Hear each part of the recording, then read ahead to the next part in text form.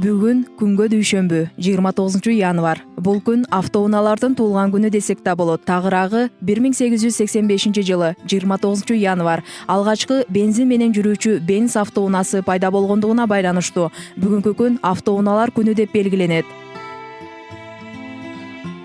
1852 жылы ушул күнү япон бактериологу Китазато Сибасабуро туулган. Бала кезинен аскер болууну кыялданган Китазато мектепти бүтүргөндөн кийин медициналык окуу жайга тапшырып, көптөгөн ийгиликтерге жеткен. Ал дүйнөгө күйдүргү оорусуна каршы каражатты ойлоп табуучулардын бири катары белгилүү.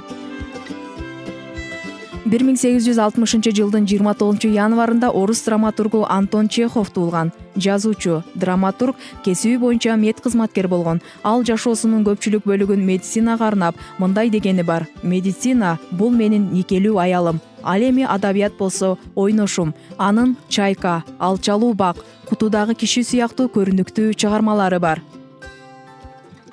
1970 жылы орусиялык ырчы актер Дмитрий Маликов жаракка келген. Анын атасы Сомо Света тобунун солисти, апасы бийчи болуп чыгармачыл инсандардын үй бүлөсүндө жаракка келгендигине байланыштуу атагы чыккан ырчы болду. Дмитрий Маликов 25 жылдык карьерасында 100дөн ашык ырларды жаратып, алардын басымдуу бөлүгү хитке айланган. Ырчы 2010 жылы 40 жашында Орусиянын эл артисти наамына арзыган.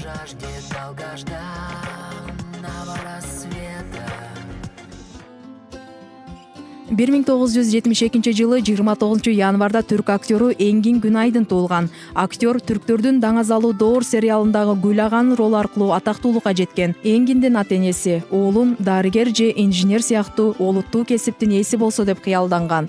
Бирок Энгин актердук кесипти тандап кеткен. Ал өзүнүн карьерасында тасмаларга сценарий жазуудан баштаган. Өзүнүн комедиялуу сценарий менен Вавиен тасмасына тартылып, эң мыкты деген баак арзыган.